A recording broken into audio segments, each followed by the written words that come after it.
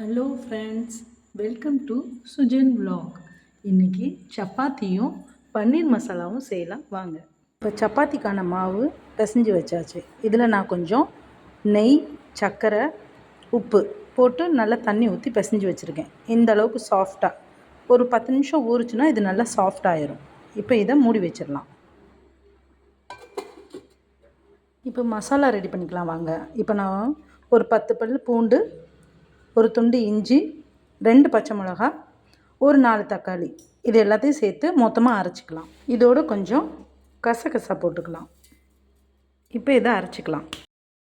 Stove on பண்ணிட்டு கல்லை வச்சுக்கலாம். இதில் கொஞ்சம் நெய் விட்டுக்கலாம்.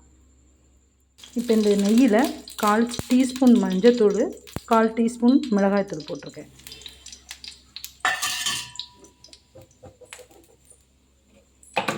வச்சுருக்க பன்னீரை அந்த கல்லில் போட்டு ஃப்ரை பண்ணிக்கலாம்.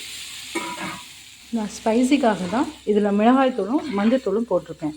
உங்களுக்கு ஸ்பைசி வேணாட்னா நீங்கள் சும்மாவே பன்னீரை வறுத்துக்கலாம்.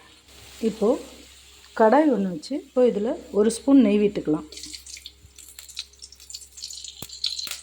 பட்டை, ஒரு ஏலக்காய், ஒரு கிராம்பு, கொஞ்சம் சோம்பு, 4 துண்டு வெங்காயம் நறுக்கி வச்சுருக்கேன். அதை போட்டு நல்லா வதக்கிக்கலாம். வெங்காயம் இப்போ நல்லா வதங்கிடுச்சு. இப்போ அதில் நம்ம வேக வச்ச பட்டாணியை போட்டுக்கலாம். இப்போ அதில் நம்ம அரைச்சி வச்ச இந்த மசாலாவை ஊற்றிடலாம்.